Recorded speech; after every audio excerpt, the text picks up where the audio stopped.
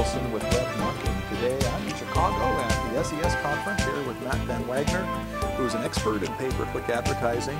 Matt, one of the keys to being successful in pay-per-click advertising is to develop a rational bidding strategy. Now, there are a lot of factors that go into it. What's involved in developing this kind of strategy? Oh, sure. There are a number of factors, and it's something you need to get right, because if you don't bid correctly, you either don't show very well, or you show exceedingly well and get traffic that you can't be profitable for. So it's fundamental. So what are the factors? Well, the factors are, number one, what can you afford to pay for a particular visitor? And how do I figure that out? Well, you start with deciding how, or trying to figure out how many visitors it takes you on your site to get an order. You know, I think you wouldn't be surprised, but there are so many small businesses that never take time to actually figure it out. Oh, no, that's and right. they're just asking to go in the hole. Well, you know, sometimes small business owners have a lot better idea of how their campaigns are running because they know every time the phone rings because they pick it up. They know how often that front door rings because they hear the ding when someone walks through their Main Street establishment. So that's a valid metric. It's tougher to, to relate. So the back. first thing is know how many clicks it's going to take for you to get an order. Sure. Okay. So, and if you don't know the answer, make a guess. And then just refine that over time. And then I guess related to that is, how much do you have to build in for this advertising cost and still make money on selling or your product or service? Well, exactly. So once you've established the most you can pay before you become unprofitable, let's say is $10. That means that any visitor that you get to your site for less than $10 is a win. Okay? So you want to pay as little as you possibly can. So now the idea is you're playing a game between profitability and volume, okay?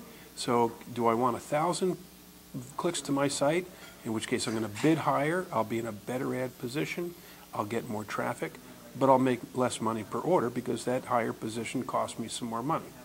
Or do I want to stay down in the weeds, down to positions 5 through 10, and get very cheap clicks? You sound like you work for Google. Down in the weeds. Down in the weeds.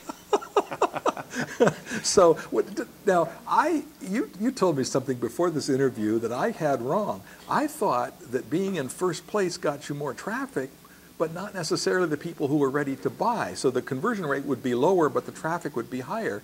But you said that's not really true. Well, okay. Well, there's a lot of mythology around this particular urban myth. Urban myth. And last year, actually, and in the last 2 years, a number of companies have actually examined this problem. One, which was Google's own economic team, published a paper. Really? Now, it would be in their best interest to tell people that you have higher conversion rates at the higher positions. Yeah. Okay? But their study found absolutely no correlation between conversion rate and ad position. No correlation anywhere up and down? Minor, insignificant. Really? Yeah. Interesting. But however, Marin did a similar survey and with massive amounts of data that they managed for their clients, and they found a similar type of thing. Conversion rate does not vary by ad position significantly. So then the position you get is really based on how much you want to spend for the ad. It doesn't really relate to the conversion rate at all. Oh, no. Your ability to afford a top position is based on your ability to convert them to customers. So essentially, the higher the better, period. So long as it's affordable for you. Typically, the higher you bid, the more traffic you're going to get. Yeah. And as long as you can stay profitable with that traffic, of course, that's where you want to be. Now, what else goes into a bidding strategy? Dayparting is something that sometimes people enter into. Tell me about that. Well, Google gives you the ability to bid in different time zones. They give you the ability to bid at different times of day, different days of week. Now, if you're a sheet metal shop and you only really work from 8 in the morning until 6 at night and you're located on the East Coast and you don't want weekend traffic, then you can turn those campaigns off and your bid position is nowhere, okay? But sometimes there are known times when people tend to be more actively searching. Monday mornings in industrial America, people are back to work. They want to get ready for their 10 o'clock meeting. They go do a quick thing. They get a quote, whatever the case may be. So, and if you're in a retail business, A lot of people still use their lunchtime to do online shopping. Is there a downside to day parting that you see? Well, it's more complex to manage. Okay. And you need lots of data to validate your model. So this isn't the first thing you should do. You should do pay-per-click for a while till you start to see the patterns. You should. And then what you want to do is you want to test using something like Google's Campaign Experiments tool, which is a new tool which you should certainly have. Now, tell me about this. Well, Google now gives you the ability to completely split your traffic.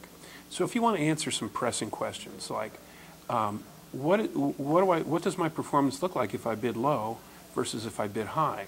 Okay. Now, you used to only be able to do that test serially.